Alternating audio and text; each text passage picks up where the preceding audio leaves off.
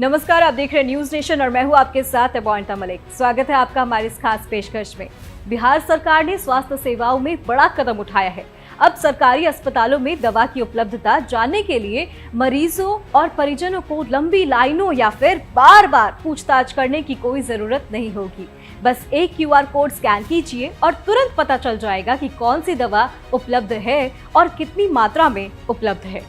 बिहार स्वास्थ्य विभाग ने इस अनोखी पहल की शुरुआत की है। अस्पतालों में दवाओं की पारदर्शिता और सुरक्षा को बढ़ाने के लिए real time QR code tracking system लगाया गया है। हर अस्पताल के दवा वितरण केंद्र पर एक QR कोड लगाया गया है। मरीज या परिजन जैसे ही इस कोड को स्कैन करेंगे, उनके मोबाइल स्क्रीन पर तुरंत पूरी जानकारी खुल जाएगी। अब आपको बताते हैं QR कोड में मिलने वाली जानकारी क्या क्या होगी। सबसे पहला है दवाओं की उपलब्धता। फिलहाल अस्पताल में कौन सी दवा मौजूद है, उनकी पूरी सूची एक क्लिक में आपके सामने आ जाएगी। दूसरा है दवाओं की मात्रा। सिर्फ नाम ही नहीं बल्कि कितनी यूनिट बची है ये भी साफ साफ आपकी स्क्रीन पर दिखेगा। उपभोग वस्तु जैसे सर्जिकल ग्लव्स, सीरीन, बैंडेज, ये सारी रोजमर्रा की जरूरी चीजें कितनी उपलब्ध है ये भी आसानी से आपको पता चल सकेगा।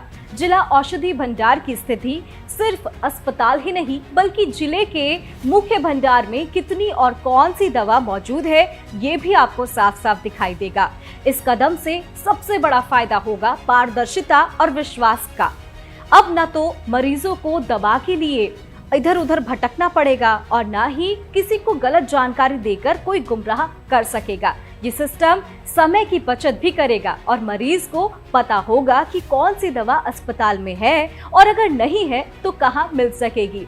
स्वास्थ्य विभाग का कहना है कि ये पहल सरकारी अस्पतालों में भरोसा और सुविधा को बढ़ाएगी। धीरे धीरे इस सिस्टम को पूरे राज्य के अस्पतालों में लागू किया जाएगा ताकि मरीजों को इलाज के दौरान किसी परेशानी का सामना न करना पड़े। यानी अब बिहार के सरकारी अस्पतालों में इलाज करवाने वालों के लिए दवा की जानकारी बस एक स्कैन की दूरी पर होगी।